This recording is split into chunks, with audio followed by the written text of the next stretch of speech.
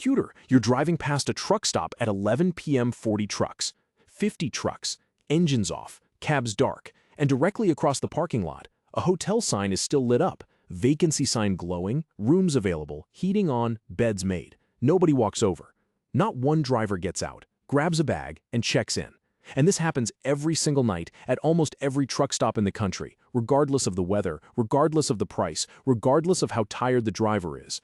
Most people assume there's a simple explanation. They're wrong.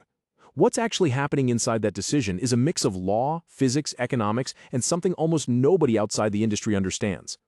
There are 3 layers to this. The first is why the hotel is never really an option in the first place. The second is what actually makes a sleeper cab livable, sometimes more livable than a hotel room. And the third is the one thing almost every driver eventually admits, even though it sounds backwards. By the end of this, you'll understand why thousands of professional drivers choose a steel box on wheels over a bed with room service parked 50 feet away. Let's start with the obvious question. Why not just get a room? It's cheap enough. A mid-range hotel room averages somewhere around $90 to $120 a night. A long-haul driver in North America typically earns somewhere between $55,000 and $85,000 a year. The money is there. So if it's not the cost, what is it?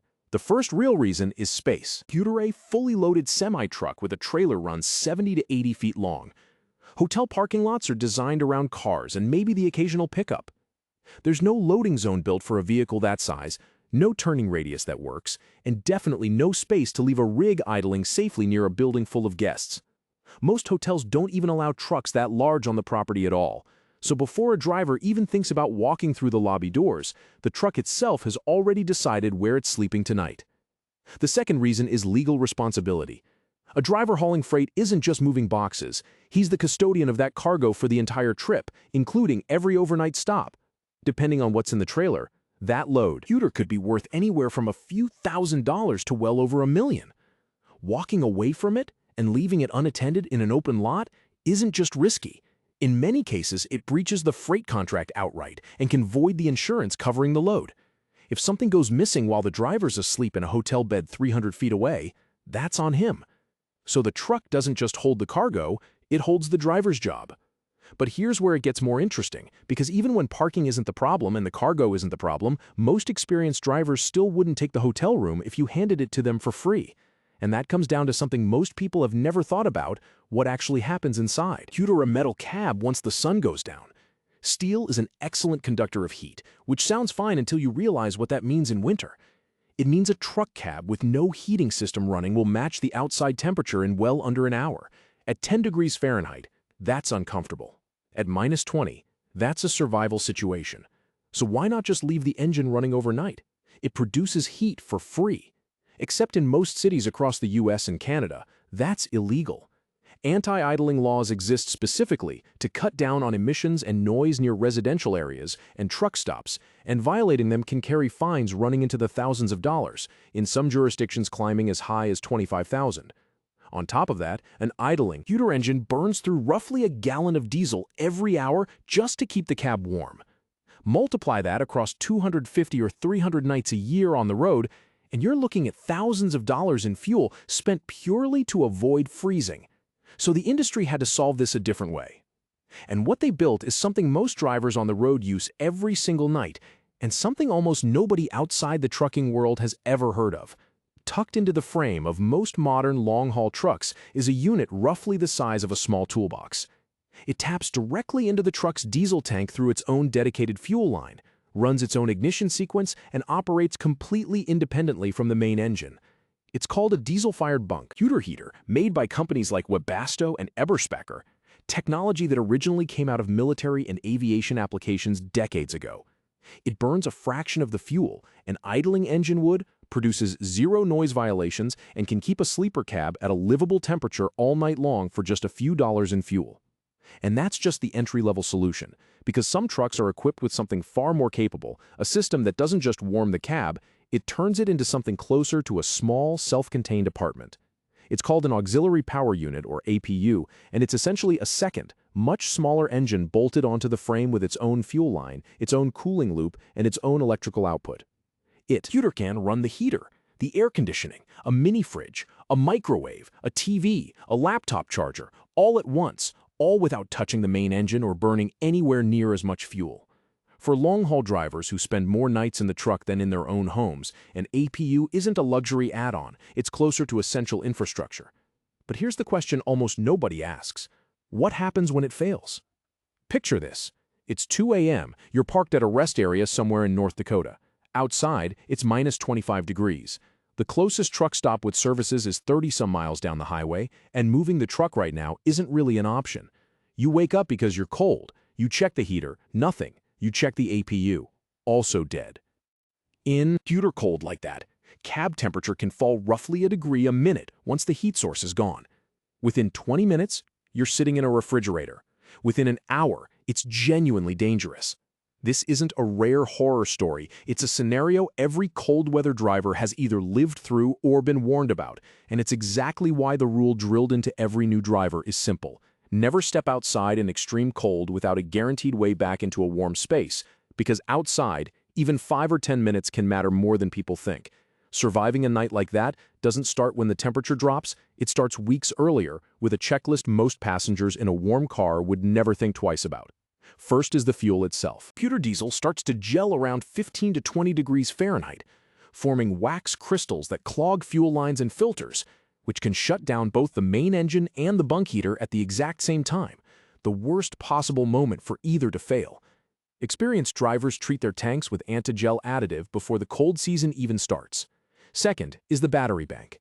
Cold weather roughly cuts battery output in half. A truck running electronics and an APU overnight in serious cold often needs double the standard battery setup just to make it through until morning without the system dying.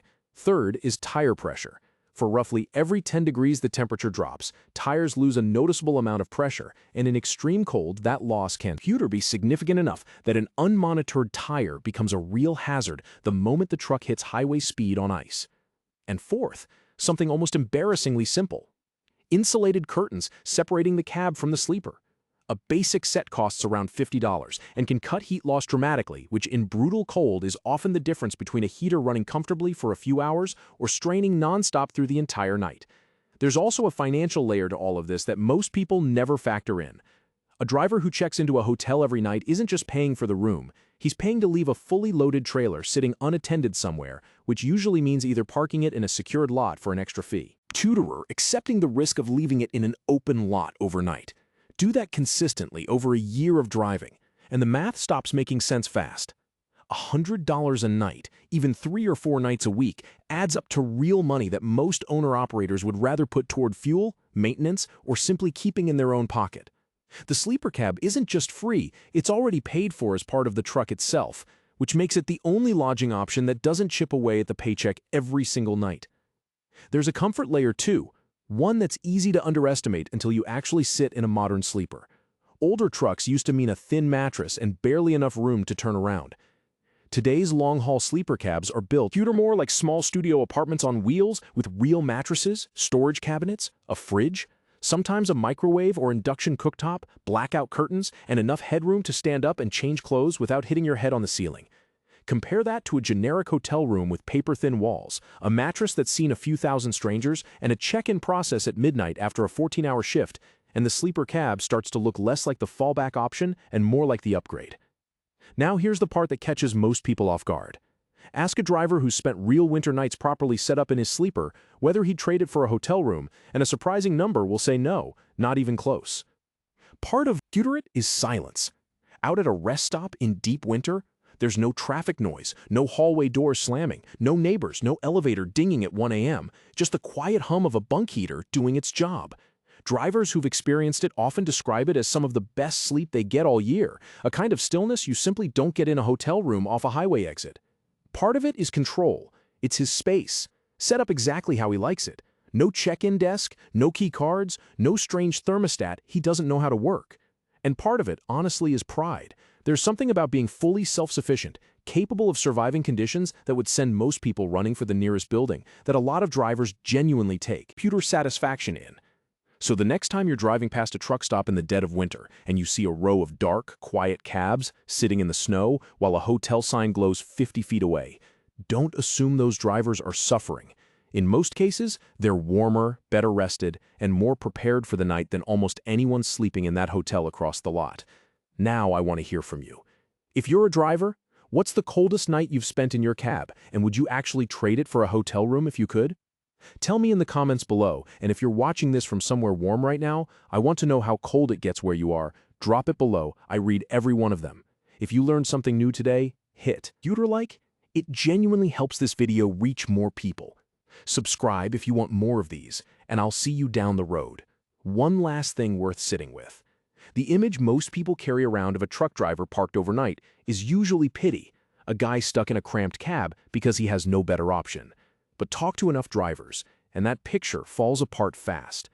Plenty of them have the money for a hotel every single night of the year, and still choose the truck, not because they have to, but because over time it becomes the setup they trust more, the space they've built exactly the way they want it, the routine that actually gets them the rest they need before another long day on the road. It's easy to look at a dark, quiet truck stop, in the middle of winter, and assume the worst. The reality, most nights, is closer to the opposite.